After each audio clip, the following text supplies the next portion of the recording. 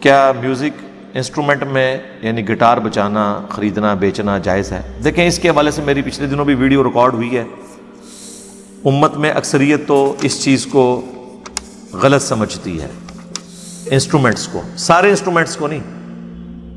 جس طرح دف بجانا ہے وہ بخاری مسلم میں ثابت ہے. ایون تصفیق، یہ تالی مارنا، اگرچہ وہ بخاری مسلم میں ہے کہ اگر امام بھول جائے تو عورتیں یوں اس کو غلطی پر مطلع کریں گی اور مرد سبحان اللہ کہہ کے. میں نے اس کو دلیل کے طور پہ پیش کیا کہ اگر یہ تالی مارنا حرام ہوتا تو نبی علیہ السلام عورتوں کو یہ بھی نہ کرنے دیتے نماز کی حالت میں، بلکہ کہتے کہ عورتیں کھانس لیں اس طرح کر کے امام کو مطلع کر لیں. تو چونکہ عورت کی آواز کا پردہ ہے لہٰذا نبی علیہ السلام نے کہا کہ مرد سبحان اللہ کہیں گے امام کی غلطی پر اسے مطلع کرنے کے لیے، اور عورتیں تصفیق کریں گی، ہاتھ پہ ہاتھ ماریں گی. ٹھیک ہے. اب رہ گئی ایک حدیث جو زیادہ پیش کی جاتی ہے ابو داؤد کے حوالے سے. اس میں بھی علماء کی دو رائے ہیں. جو نبی علیہ السلام کہیں سے گزر رہے تھے، ڈھول کی آواز آ رہی تھی، آپ نے مبارک انگلیاں اپنے کانوں میں داخل کی. عبداللہ بن عمر ساتھ تھے، آپ ان سے پوچھتے رہے کہ آواز آ رہی ہے نہیں آ رہی. جب آواز آنا بند ہوگی تو آپ نے انگلیاں باہر نکال لی.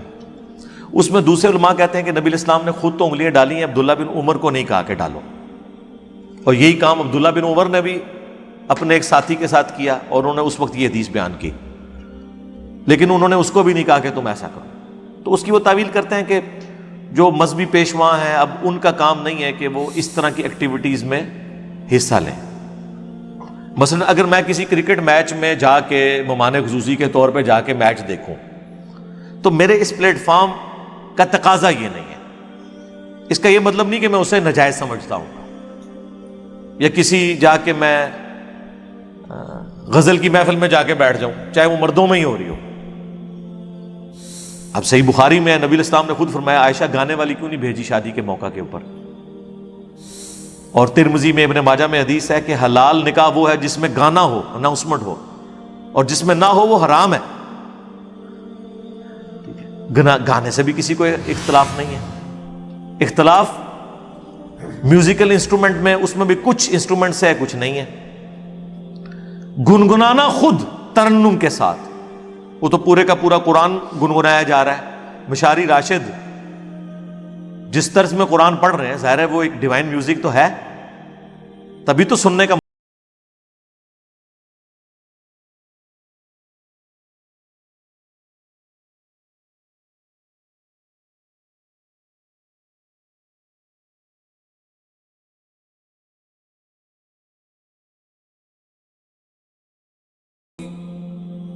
پھر قرآن کے اندر یہ اللہ تعالیٰ نے صفت رکھی ہے کہ اس میں ایسا وزن رکھ دیا ہے، اگرچہ وہ بالکل شاعرانہ نہیں ہے، آزاد نظم والا سٹائل ہے، لیکن بہرحال پھر بھی آپ کو پتہ ہے ایک ڈیوائن میوزک، ملکوتی غنا اس کے اندر موجود ہے. الرحمن علم القرآن خلق الانسان علمہ البیان، سورہ فاتحہ میں بھی ہے. پھر بخاری میں حدیث ہے جو ترنم کے ساتھ قرآن نہ پڑھے وہ ہم میں سے نہیں. صحیح بخاری میں ایک اور حدیث ہے کہ اللہ تعالیٰ سب سے زیادہ متوجہ ہو کر وقت کے پیغمبر کو سنتا ہے جب وہ اللہ کی کتاب کی تلاوت کر رہا ہوتا ہے. صحیح بخاری کے اندر ہے کہ نبی علیہ السلام پہ جب یہ آیات نازل ہوئی انا فتحنا لک فتحا مبینا،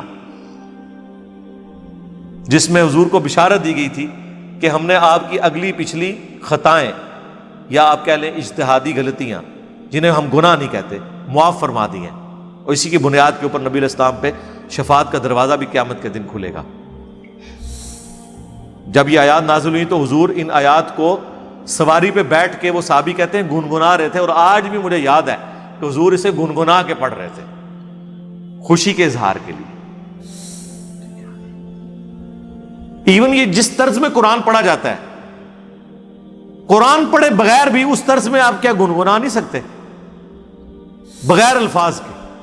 تو اسے کیا کوئی فتویٰ لگائے گا؟ ترنم تو ہے. تو میوزک کا ایشو نہیں، میوزیکل انسٹرومنٹس کا ایشو ہے. میوزک کو سارے مانے ہوئے ہیں اللہ کے فضل سے. ترنم سے پڑھنا،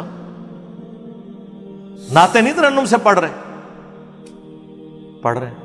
پھر قوالیاں تو ساری انسٹرومنٹس کے ساتھ بھی ہو رہی ہیں، اور وہ کون لوگ کر رہے ہیں؟ جو کسٹوڈین بنے ہوئے دین کے کر رہے ہیں. کچھ اختلاف رکھتے ہیں لیکن کچھ کہتے ہیں نہیں وہ بھی ٹھیک ہے اپنی جگہ، ہم بھی ٹھیک ہیں، ہم اس کو صحیح نہیں سمجھتے، ان کو غلط نہیں کہتے. تو یہ اتنا سادہ معاملہ نہیں ہے میوزک کے حوالے سے. باقی جو بیہودہ قسم کا میوزک ہے جس میں آپ سیکس کے حوالے سے لوگوں کو ابھار رہے ہیں، باغی بنا رہے ہیں، اس قسم کا میوزک اور گانے، یہ تو ظاہر حرام ہے. شادی بیاہ کے موقع کے اوپر ایسے گانے مرد مردوں میں، عورتیں عورتوں میں، اور ویڈیوز نہ بنے، پبلکلی باہر نہ آئے. ظاہر ہے پھر بعد میں آپ کو پتا ہے اس کا ریونج آ جاتا ہے بھی غلط ہے. ظاہر ہے کہ گھر کی بہنوں اور بیٹیوں کی ویڈیوز تو نہیں باہر نکلنی چاہیے، وہ ایک معاملہ الگ ہے، وہ غلط ہے. باقی جو اس معاملے میں اتنی سختی نہیں ہے. سب سے زیادہ اہل حدیث سخت ہیں، تو ان کو تو ہم نے پھکی دی ہے کہ آپ کے جو سب سے بڑے امام ہیں اس امت میں، ابن حزم المحلہ کتاب لکھی ہے جنہوں نے، اور وہ اتنے بڑے امام ہیں کہ انہیں غامدی صاحب بھی اپنا امام مانتے ہیں. اور غامدی صاحب بعض اوقات جب بیٹھے ہوتے ہیں پیچھے المحلہ کتاب رکھی ہوتی ہے، بخاری مسلم نہیں ہوتی ہے، المحلہ رکھی ہوئی ہوتی ہے. ٹھیک ہے، کیونکہ وہ اس زمانے کے غامدی تھے، تھنک آؤٹ آف باکس کرنے والے. 5ویں صدی ہجری کے اندر. بس یہ دو بڑے امام ہیں ان کے شروع کے لوگوں میں. ایک داؤد ظاہری ہیں 4 صدی میں، 5ویں میں یہ ابن حزم ہے. ابن تیمیہ تو 728 میں فوت ہوئے 8ویں صدی کے اندر. یعنی وہ سمجھ لیں ابن تیمیہ کا جو ابن تیمیہ ہے نا، بلکہ اس سے بھی بڑا ڈفرنس، وہ ابن حزم ہے. وہ تو نہ صرف انسٹرومنٹس کو جائز بلکہ ان کی خرید و فروخت کو بھی جائز سمجھتے ہیں. اسی کی بنیاد کے اوپر یوسف القرداوی جو مفتی اعظم قطر ہیں، جو دنیا میں مسلمانوں کے سب سے بڑے ہسٹورین ہیں، کنسلٹنٹ ہیں عمر سیریز کے، اور ان کے شاگرد ڈاکٹر علی سلابی جنہوں نے خلفائے راشدین کے اوپر اتنی موٹی موٹی کتابیں لکھی ہیں، ابو بکر عمر عثمان و علی پر رضی اللہ عنہم اجمعین وعلیہم السلام اجمعین، جو دارالاسلام نے اردو ترجمے کے ساتھ چھاپی ہیں. وہ بھی کنسلٹنٹ ہیں عمر سیریز کے. یوسف القرداوی نے ایک کتاب لکھی تھی اسلام میں حلال و حرام، بہت عرصہ پہلے. وہ کتاب سعودیہ کے علماء کے کورس میں بھی پڑھائی جاتی ہے. کچھ چیزیں اپریشیٹ کرتے ہیں، کچھ کا جواب دینے کے لیے. تو اس میں انہوں نے جدید جو فقہی اختلافات ہیں، احکام و مسائل پہ لکھا ہے. بعض جگہ ہمیں ان سے اختلاف ہے. میوزک کے حوالے سے انہوں نے یہی موقف لکھا ہے جو میں آپ کو بیان کر رہا ہوں. پھر ایک حدیث ان کے پاس رہ جاتی ہے صحیح بخاری کی کہ قرب قیامت میں ایسے لوگ ہوں گے جو ریشم کو، آلات موسیقی کو، ان چیزوں کو حلال ٹھہرا لیں گے، اور اللہ تعالیٰ ان کی شکلیں بدل دے گا، ان پر عذاب آ جائے گا. وہ کہتے ہیں دیکھیں جی یہ اس کو تو ابن حزم کہتے ہیں یہ روایت ٹھیک نہیں ہے، صحیح بخاری کی حدیث کو. ہمارے نزدیک وہ روایت ٹھیک ہے، لیکن غامدی صاحب نے دیکھا ہے اس کی تعویل بیان کی. انہوں نے کہا مطلقاً تو ان میں سے کوئی چیز بھی حرام نہیں ہے. کیا ریشم مطلقاً حرام ہے؟ عورت کے لیے تو جائز ہے اور مرد کے لیے بھی مطلقاً حرام نہیں ہے. صحیح مسلم میں حدیث ہے نبی علیہ السلام نے 4 انگلی کی چوڑائی تک ریشم مرد کو بھی اجازت دی ہے استعمال کرنے کی. خود صحیح مسلم میں آتا ہے نبی علیہ السلام کا جو کرتا تھا کالا کسروانی طیالسی جبہ، جس کا دھون صحابہ کرام شفا کے لیے لے کے جاتے تھے، جب وہ کرتا نکالا اسما بنت ابی بکر نے، جو انہوں نے سیدہ عائشہ سے لیا تھا، تو اس کے اوپر ریشم کی گوٹ لگی ہوئی تھی باقاعدہ سامنے اور اس جگہ کے اوپر. اتنا تو مرد بھی استعمال کر سکتا ہے. اسی طریقے سے نکاح ایک ذریعہ ہے جس کے ذریعے اللہ تعالیٰ اس معاملے میں بھی ایک ٹالرنس دیتا ہے. تو غامدی صاحب نے اس کی تعویل کی تھی کہ جو حرام کے پوائنٹ آف ویو سے وہ حرام ہے، حرام میوزک حرام ہوگا، جہاں پہ مسئلہ نہیں ہے وہاں پہ اس کے اوپر فتویٰ نہیں لگے گا. میں اس حوالے سے آپ کو پتہ ہے میں نے بہت پہلے بھی ویڈیو ریکارڈ کروائی تھی. میں ہمیشہ کہتا ہوں ہم خود سنتے نہیں ہیں شوق سے، کسی کو ترغیب نہیں دلاتے، لیکن ان تمام باؤنڈریز کے اندر جہاں جہاں کوئی گنجائش ہے اس کے اوپر ہم کسی کے اوپر فتویٰ نہیں لگاتے. آپ خود دیکھ لیں، اگر اچھی شاعری ہے سن لیں. اب جس طرح عمر سیریز میں انہوں نے جو میوزک ڈالا ہے وہ وکھرے جہاں میں بندے کو لے جاتا ہے. اس میوزک کے بغیر تو اس فلم کی ساری ایک سمجھ لیں روحانیت ختم ہو جاتی ہے. انہوں نے اس کے اندر اس کو بڑا بیٹھ کے ڈیزائن کیا ہے، کس طریقے سے انہوں نے اس میں ایڈجسٹ کیا ہے اس زمانے میں. تو اب اس طرح کے جو میوزک جو بیک گراؤنڈ میں چل رہے ہیں، اب مجھے بتائیں اس میوزک کو سن کے کسی کے ذہن میں کچھ شیطانی خیال آتا ہے یا وہ اٹھ کے ناچنا شروع کر دیتا ہے؟ نہیں. اب اس طرح کی چیزوں کے اوپر فتوے، اب تو علماء نے خیر خود بھی موبائل کے اوپر بھی ٹونز لگائی ہیں. شروع میں انہوں نے اولڈ فون بیل لگائی ہوئی تھی، اب تو سب نے کوئی نہ کوئی ٹون لگائی ہوئی ہے. اور واقعی یہ موبائل کی جو ٹونز لگی ہوئی ہیں ہمیں تو کبھی خیال بھی نہیں آتا ان ٹونز کی وجہ سے. فون کا ہوتا تھا کہ یار یہ فون آیا ہے تو چلے سنیں کس کا فون آیا. میوزک کی طرف تو کسی کی توجہ نہیں ہوتی ہے. بعض اوقات بہت اچھی شاعری بھی ہوئی ہوتی ہے.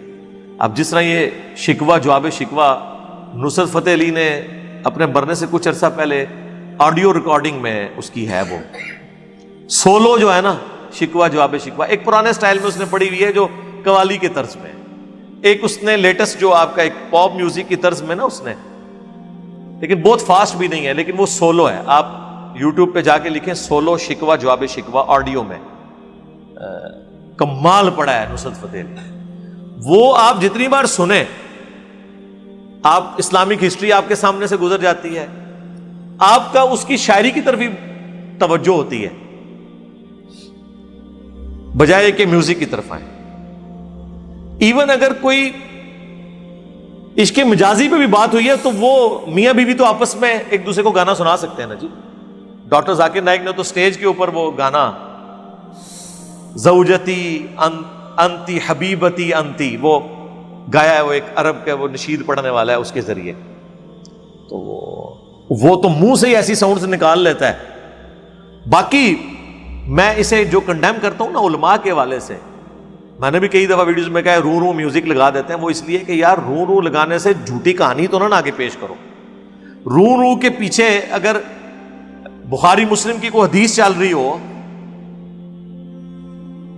کوئی صحابہ کرام کا صحیح سند سے جو آیا ہوا واقعہ وہ بیان ہو رہا ہو پھر تو ٹھیک ہے، لیکن رو کے پیچھے جو ہے وہ بزرگوں کی رو چل رہی ہو، اسے تو ہم کنڈیم کریں گے نا یار. جمعے کے خطبے کے ہم خلاف نہیں ہیں، لیکن جمعے کے ممبر سے جب کہانیاں بیان ہوں گی تو ہم اسے کہیں گے یار یہ کیا ڈرامہ لگایا ہوا ہے تم نے. اس کا یہ مطلب نہیں ہے کہ ہم جمعے کو ڈرامہ کہہ رہے ہوں گے. ہم کہیں گے یار کوئی بات بیان کرنی ہے قرآن و سنت سے بیان کرو. تو اس لیے ہر چیز کو اس کے کانٹیکسٹ میں دیکھنے کی ضرورت ہے. باقی شاعری کے حوالے سے، میوزک کے حوالے سے، ایون رقص کے حوالے سے میری ویڈیوز ریکارڈڈ ہے. آپ رقص اور انجینئر محمد علی مرزا لکھیں، وہ آپ پتہ وہ بابے نچائزن ڈاکٹر طلعت قادری صاحب نے، وہ اللہ نے بابیاں دی ہڈیاں بچائیاں نے جس طرح نچدے پہ سن نا، تو اس کے اوپر میری ایک ویڈیو آئی تھی، اس پہ میں نے اپنا پوائنٹ آف ویو بیان کیا تھا.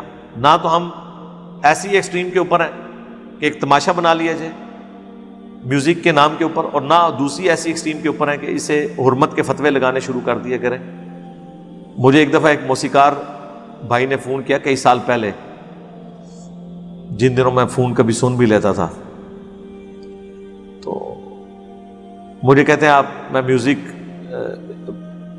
کے اوپر ہی دھنیں ڈیزائن کرتا ہوں. میں آپ کو بتاؤں ایون یہ جتنے بڑے بڑے نعت خوان ہیں انہوں نے باقاعدہ فن کے طور پہ موسیقاروں کے پاس شاگردگی ہوئی ہے. اویس قادری بھی اتنی طرزیں بنا لیتا ہے. یہ بڑے بڑے فنکار لوگ ہیں. فن تو بہرحال ہے نا، یہ فن سے تو اختلاف نہیں ہو سکتا. تو مجھے کہنے لگے کہ آپ اس کے حوالے سے، میں نے کہا میں تو یار اس معاملے میں تو ڈھیلا موقف ہی رکھتا ہوں. تو بڑا حیران ہوا. پھر مجھے کہنے لگا جی آپ دیکھیں نعتیں ہیں، ان کو اگر کوئی گنگناتا ہے آپ اس پہ کیا فتویٰ لگائیں گے. اب جنید جمشید صاحب نے نعت پڑھی ہے، وہ محمد کا روزہ قریب آ رہا ہے، تو اس نے مجھے فون پہ کہا کہ جی میں اس کو گنگناتا ہوں، آپ میرے پہ شریف فتویٰ لگائیں. میں کوئی میوزک انسٹرومنٹ بھی یوز نہیں کر رہا.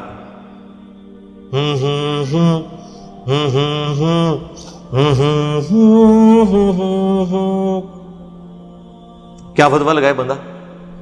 نہ بانسری چلی، نہ سارنگی، نہ تبلا، نہ ڈھول، نہ ہارمونیم. کیا فتویٰ لگائے؟ ایون وہ بھی چلیں اگلے سٹائم. یہ ہمارا وہ جو اسٹوڈنٹ ہے عاقب فرید جو نعتیں پڑھتا ہے، اب وہ بھی یہ سارے کام کر لیتا ہے. آپ کو پتا پہلے ہے ہی وہ سنگر تھا، پاکستان آئیڈل میں بھی اس نے حصہ لیا ہوا ہے. جب وہ اسکول میں پڑھتا تھا اس وقت اس کی ویڈیوز جیو کے انٹرٹینمنٹ چینل کے اوپر آئی تھی، پھر بعد میں وہ یعنی نعت کی طرف آیا، بہرحال اس نے، اور دیکھ لیں یہ جتنے لوگ ہیں انہوں نے پھر باقاعدہ نعت کے فن میں پھر آگے اسی لیے گئے ہیں کہ ان کا بلٹ اپ اس فن سے ہوا. جس طرح ہم، اگر میں نے میکینیکل انجینئرنگ نہ کی ہوئی ہوتی تو مولویوں کی انجینئرنگ کیسے کرتا؟ ہاں وہ ایک فن سیکھا نا. قرآن و سنت کا تو علم ظاہر ہے وہ تو ہماری گھٹی میں بچپن سے ہی وہ سیکھتا رہا، لیکن اس علم کی برکت سے بھی ہم نے اس پورے ایشو کو ہینڈل کیا ہے نا. اس طرح جو لوگ کسی فن کو جانتے ہیں بہرحال اس فن کو وہ یوز کرتے ہیں. اس لیے اس حوالے سے ہم یہی کہیں گے کہ یار نہ لوگوں کے اوپر فتویٰ بازی والا معاملہ کیا کریں، ترغیب ضرور دلائیں. کتنا کوئی سن لے گا، ایون گانے بھی کوئی کتنا عرصہ سن لے گا یار.